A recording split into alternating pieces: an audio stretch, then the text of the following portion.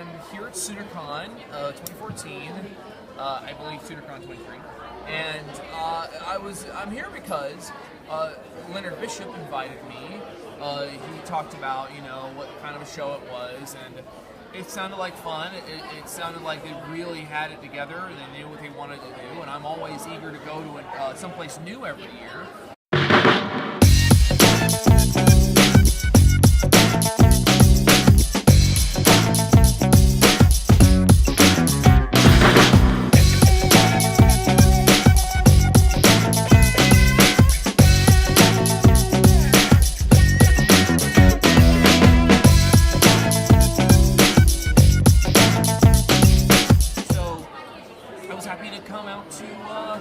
Come out to Oklahoma. It's actually the first time I've been out to Oklahoma in a couple of years. First time I've been to the Oklahoma City area.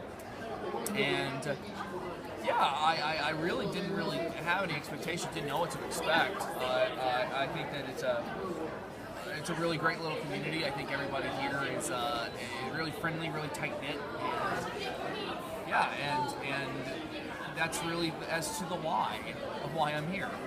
Peddling my wares. As for what I've been working on, I've been working primarily on Godzilla Rulers of Earth, which is the official Godzilla comic book series from IDW. And I've been doing that for just about a year now. In fact, we just hit our 1 year anniversary. We're about to hit 12 issues on the dot. Did we hit 12 issues? Yeah, well, no, we did just hit 12 issues because 13 just came out.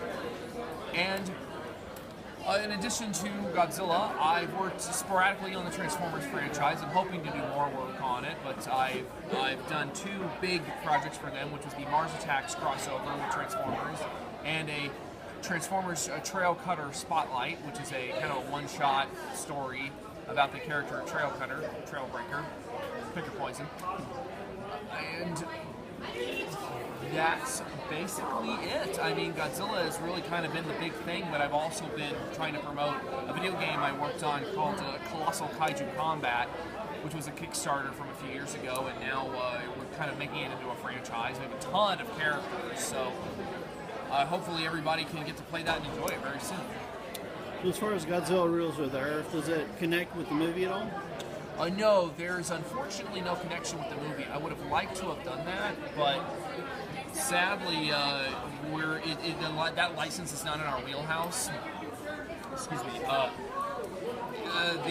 The license for the movie-related stuff lies pretty firmly with Warner Brothers. So largely, what we do is we have access to the classic Godzilla stuff, though, which are pretty much all of the monsters. So we have a huge cast of monsters. And we have a very kind of crazy 1960s style story.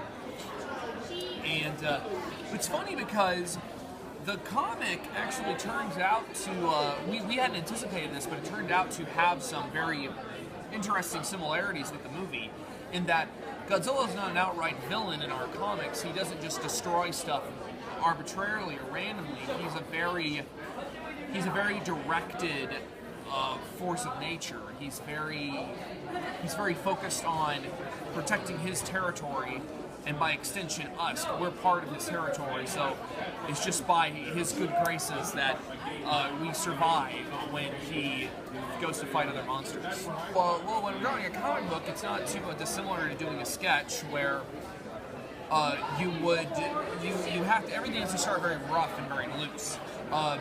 I'll get the script from my writer, and he'll have worked on that for a little while, and then he'll have the breakdowns for the individual pages and what goes on each individual page. And I'll break that down into thumbnails, which are like, all right, well, this panel's going to go here, this panel's going to go here. Something loose and kind of a guideline that I can follow. And that's when I go to the full-size pages where, as you can see here, you've got to work out the individual panels, and you got to work out, well, this character reacts to this, and this character reacts to this, and blah, blah, blah. And, and a lot of this is already, of course, noted in the book, in the script itself. And you got to lay it down nice and loose first, and then you tighten it up with you either tighten up your pencils to send to an inker, or you ink it yourself, as I sometimes do. And And then you send it off to the colorist. And once it's colored, you send that off to the letterer, who will put in the dialogue and the sound effects. And then the editor and the designer and the book designer put it all together into a nice little package. Oh, that's a good question. Really, when I'm able to kind of sit back and just appreciate the page once it's done, and if I can be proud of the page that I finished, if it looks good and if it reads well, that's the part that I enjoy the most, is basically just being able to appreciate my own work, even if it's just for a minute, before I have to immediately go to the next page. Because this is a breakneck process. You have to turn this stuff around very quickly, and that's tough sometimes. There have been a couple of issues where I'll be right up against it.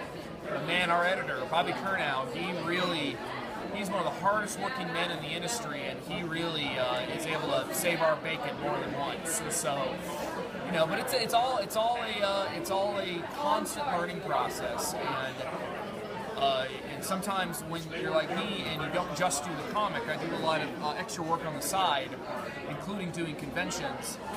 It's great to have an editor who will keep you on task the way Bobby does.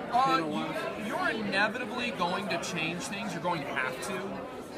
Either there'll be a little detail that you'll want to put in, but you can't because you just don't have time. Sometimes my writer, Chris Mowry, whom I love his scripts, he really knows how to keep a story moving. He knows how to put in a lot of great action. He'll sometimes write something where there will be a panel, there will be a great page with a lot of great visuals to it, and I'll see it in my mind's eye, and I'll be able to translate it pretty well. But there might be a panel or two that I'll decide, you know what, this is a little redundant. I'm going to have to cut this because of it, trim this particular panel because I just can't fit it in. Or there'll be another panel where I'm like, I know he said he wants these 3 characters in this panel, but only one of them is talking, and the character's already doing something very important. So that's the focus of the panels, and I've only got a limited amount of time. I'm going to have to make an executive decision and cut those characters out.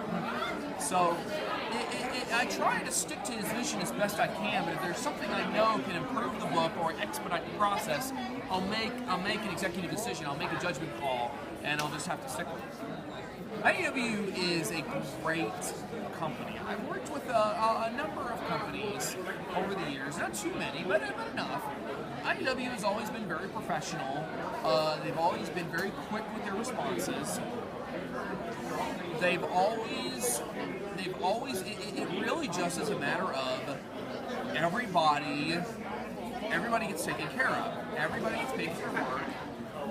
You've gotta try, if you're gonna run a business where nobody really gets paid very much. The most important thing to do is to just treat everybody fairly, and that's been my experience. Everybody gets treated fairly. Everybody gets their cut that was agreed upon, and that's been my experience. I've been with some other companies and some other clients, some other companies who will, unfortunately, sometimes they will. I don't want to badmouth anybody, but sometimes things don't go as planned.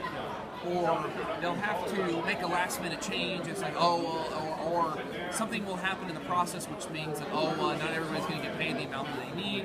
And that's not necessarily a result of somebody being malicious or somebody being selfish. It's just a result of poor planning. And IDW, for the most part, really they know how to keep the boat rocking. They know how to keep things flowing, and that's the important thing. The website is thatfrankart.com.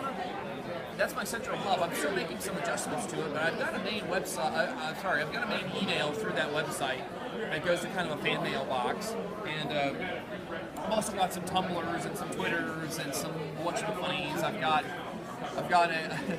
my Tumblr and my Twitter are both Spankzilla85, which I'm probably going to change that name pretty soon because, let's face it, that's a little silly. Just a little silly.